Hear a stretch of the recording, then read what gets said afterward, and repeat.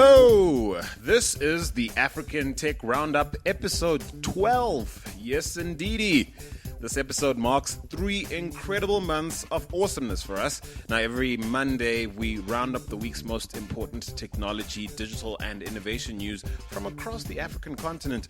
My name's Andile Masugu, broadcaster and entrepreneur, and co-hosting the show, as always, is tech entrepreneur and executive editor of iAfrican.com, my good friend, Defo Mohapi. How you doing, bruh? I'm good. It's good that we're at 3 months now.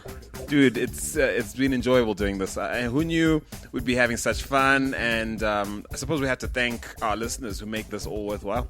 Yeah, definitely. I mean, they've kept us on Apple iTunes new and noteworthy for like 3 months from the second episode. A quick hat tip to all of you. Thank you so much for tuning in. To the regulars, you know we love you. And if you're listening in for the first time, you know we've got special love for you. Thank you so much for joining us. Head on to africantechroundup.com to catch up on our past episodes. Not only that, we're excited about our weekly newsletter that you can now sign up for starting this very week. You should have already received it if you signed up last week. Just head up to africantechroundup.com and you should see a pop-up that asks you to sign up, and you'll receive all the news that matter every week. And also follow us on Twitter. Our handle is at African Roundup, and do tell us what you think of the show and anything else you have on your mind.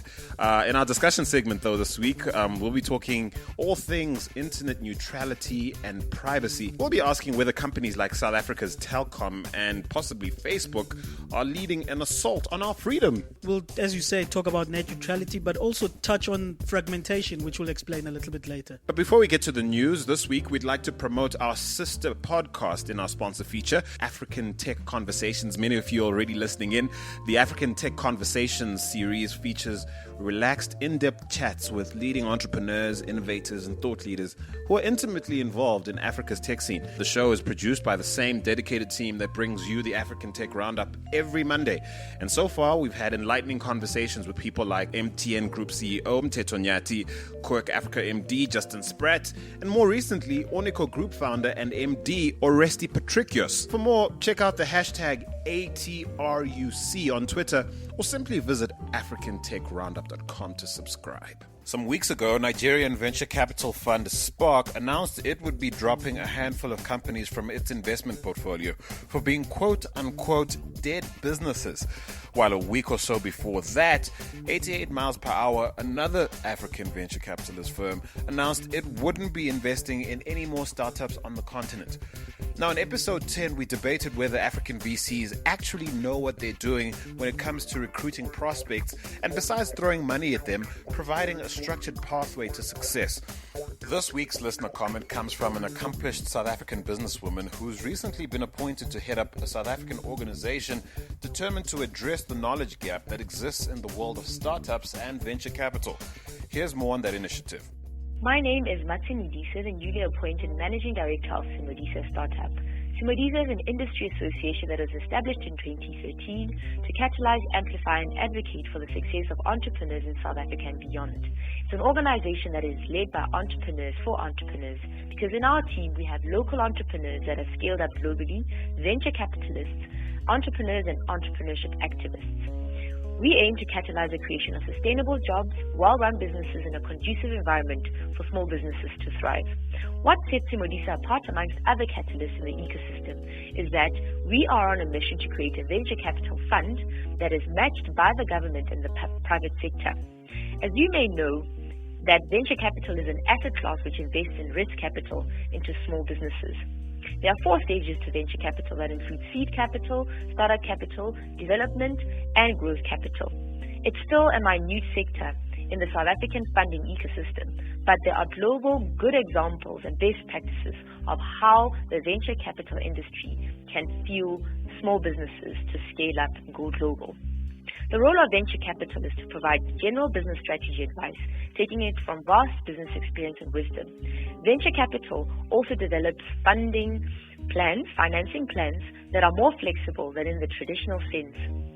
They will assist a business in refining its business plan and also offer market advice and strategy, because a firm will often be national and international market savvy. We need to seed ideas that will commercialize and scale up globally. Simodisa looks forward to playing an active role in this regard. Thank you. Now remember, if you'd like your audio comments included in a future episode of the African Tech Roundup, drop us a line on Twitter using the hashtag #ATRUcomment, and our team will make contact with you so you can be part of the show. Now it's news time. We'll start with some good news for you if 1, you're living in South Africa, 2, you're trading Bitcoin on the BitX platform, and 3, you have their app on your Android or iPhone. All 3 of you can buy airtime or data bundles with Bitcoin. Yeah, it's good for Bitcoin. People with Bitcoins, you can buy airtime and all that. But, not to labor on this, but my question is always, how many people who need airtime actually have Bitcoin? Look, this is tongue-in-cheek. We have no idea what numbers platforms like BitX are sporting at the moment. It's just hard to think. It's just hard to imagine that it's more than at least a handful. I'm just trying to think somebody in Unu or Ndwendwe or somewhere in Matatiele, they're trying to buy airtime and they have Bitcoin. Also, it's not happening immediately. They say it's going to be happening in the coming weeks, of course, and they plan to roll it out in South Africa first and then later in some of the other countries that they're in. Well, good news, I guess. Go Bitcoin. To more serious news now. Now, Facebook finally making official their intent to open an Africa office. They also announced that Nunu Chingila, the current chairperson of Ogilvy and Mather South Africa, will be heading up the Facebook Africa office. This is good news coming from them. Certainly, Nunu, someone we would love to have on African Tech Conversations, a mind I'd love to pick on many a matter. That said, she only begins at Facebook in September? She only starts being Facebook head in September, but this shows Facebook's commitment to the continent, given the news last week of Twitter saying they're hiring for their Africa office, but you have to go to London. Some of what we're hearing from key executives in Facebook certainly points to a commitment on their part to take Africa seriously, to not treat the entire continent like one homogenous whole. And of course, they've been doing this for a while. A big shout out to a good friend of mine, Musa Kalenga, who I know is an executive in the new setup. We've been trying to chat with him too, but of course, all things have been on lockdown up until Facebook has been ready. But I'm sure in good time, we'll be hearing more about their plans and how they plan to roll out into the continent, starting here in South Africa. Oh no, they're definitely serious about the continent. I mean, one example is the internet.org project, which they rolled out to South Africa recently. So they have feet on the ground on the continent in almost every country that they're trying to roll out of. It'll be interesting to see how Facebook's strategy shapes up, given how a great portion of their target market here on the continent is mobile only. Clear on the strategy and have studied the continent quite well, given that they've launched Facebook Lite, as we mentioned a few weeks back, which is a lighter version of the Facebook app for people who are data conscious and have phones that are not that smart. Well, we'll certainly be keeping a close eye on developments in that area. Now for some news on a very high-profile appointment. Ashish J. Thakur, the Ugandan serial entrepreneur, has been appointed chair of the UN Foundation's Global Entrepreneurs Council. Yeah, Ashish, as you say, is from Uganda, and he made his money in the tech sector, in the ICT sector in Uganda. And he's also gone on over the past couple of months and year to start what's called Mara Mentor and the Mara Foundation, where he's put together a group of experienced entrepreneurs who dedicate their time mentoring younger and up-and-coming entrepreneurs across the continent. Well, Thakur founded his first business in 1996 at the age of 15 with a $5,000 loan. Incredible how far he's come. Yeah, and now his business spans different industries and not only tech. And just in case you're wondering what the UN Foundation's Global Entrepreneurs Council is actually about, it was established in 2011, designed to be a strategic advisory board of high-profile entrepreneurs of people under the age of 45. And these are people who've obviously made a commitment to helping find innovative solutions to global challenges. And as chair of this organization, Thakur will be in a great position to provide thought leadership on key global issues, certainly to some of the most influential politicians of our time. Yeah, he'll be the voice of the African youth, African up-and-coming business people. And he, of course, is taking over the role from Elizabeth Gore, the entrepreneur in residence at Dell. So definitely big shoes to fill. Our final story this week involves Telkom, who are being accused of using a man-in-the-middle attack to change your websites. Yeah, it's quite worrying and interesting that what Telkom have done. Robert McLean picked this up first, where he demonstrates how Telkom intercepts traffic, a request to a website, and changes it and puts their ads or different content besides what the website serves. Man-in-the-middle attacks are synonymous synonymous with hackers, aren't they? Yeah, they are. I mean, these are attacks that people would use to intercept your login details without you knowing that they did. So when you log into a site and provide your authentication details, they act as literally the machine or the man in the middle, grab those authentication details and pass on your request to the website you wanted to go to without you even knowing that they were there in the first place. But Telkom doesn't seem to be harboring any ill intent. Some of the content that they're, inserting seems to be quite helpful. That's not the problem. The problem here is, one, the issue of privacy, which we'll discuss shortly, but also the issue of what else can they use this for? Why are they intercepting people's websites and changing them? Look, by helpful, I'm saying, how insidious is Telkom putting up a data usage monitor on, in your user experience? Surely that's not entirely a bad thing. The issue is the process of how they're going about doing it, which is intercepting and inserting their content onto other people's websites. So literally serving you a website's content altered with their data usage monitor instead of just serving you the website content as it is. And Robert McLean actually speaks in his article about the potential exposure to risk in terms of security risk. Well, there are many risks I can think of, but again, the other thing is privacy. What data are they collecting? How are they intercepting it? Because they're literally intercepting your query to a specific website, taking it, altering the feedback from the website and serving you that from their servers. So the question becomes, what data are they collecting from you and what information are they taking from you? Security risks as well is, if you're visiting a site like a banking site, etc., are they taking your login detail and then passing them on to the banking website and then receiving the query back, inserting their data usage monitor and serving you the altered content? So there are a lot of steps in the process that are security risks.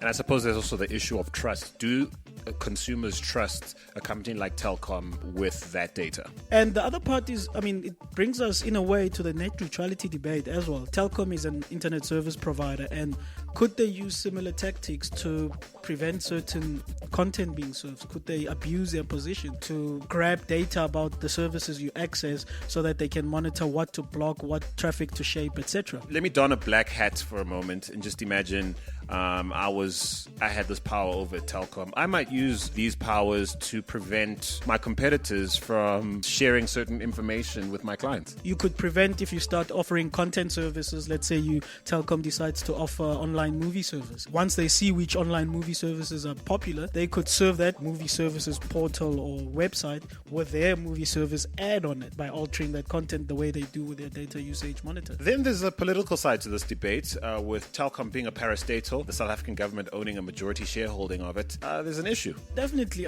This opens them up to a lot of criticism in terms of the way they went about it. There are different ways of showing a data usage monitor. You could show your customers in a totally different window, but intercepting and using a man-in-the-middle attack sounds a bit amateurish from a decision-making point of view. Whoever authorized that they should go about displaying their data usage monitoring information like that. They're basically one step away potentially from meddling with political opponents of the ruling party, from communicating the way they should. The way I see it, it's a scandal in the making. It's a huge scandal in the making. I'm just surprised that mainstream media hasn't picked it up yet. But the other question is, what stops an average Telkom employee who's got access to this system or the system that shows, like developing the system, from intercepting or building a script or a program that intercepts people's banking details and login details and stores them somewhere? That speaks to the low levels of trust I think the average Telkom client might have in that business, and the idea that they have the power to do this probably leaves a lot of people worried. I'd be worried if I was a Telkom client at the moment, using their ADSL or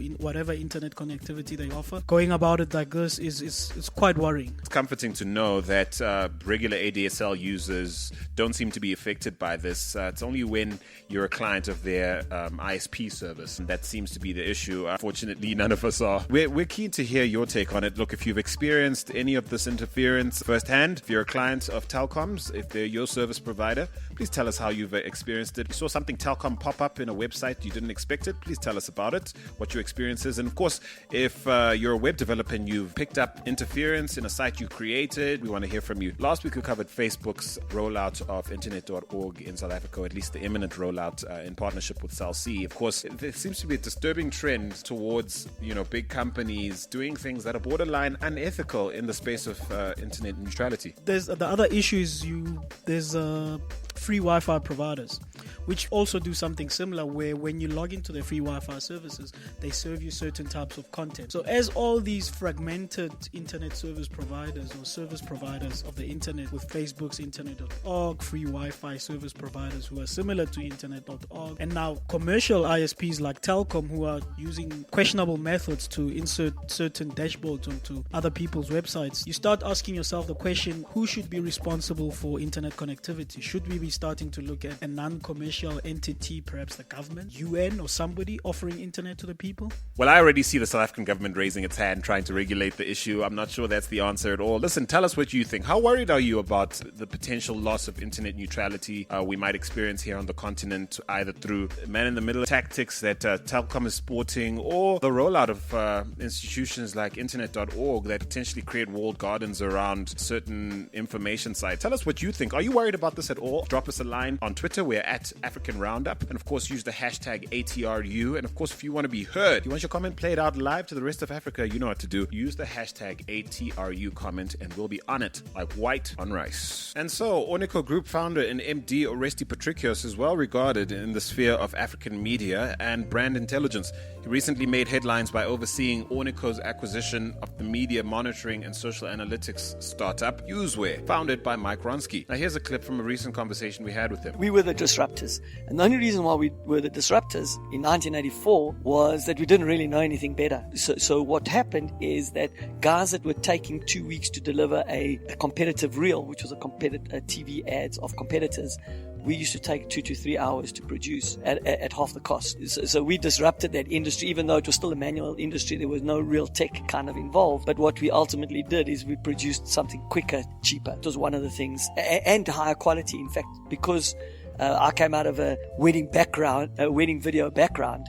Our quality was of a much more superior standard than our competitors. Who's going to disrupt us now? That's one of the things that keeps us awake at night. At the end of the day, what is it? And I think it could be tech and some young company. So keep our ears and eyes opened. Yep, quite a guy. To listen to the full interview, head straight to africantechroundup.com and do yourself a favor by subscribing to our newsletters and updates so you don't miss a thing. Otherwise, that's it for now. Until next week, it's cheers from me, Andile Masugu. And Defo Mohapi. Take it easy. Cheers, guys.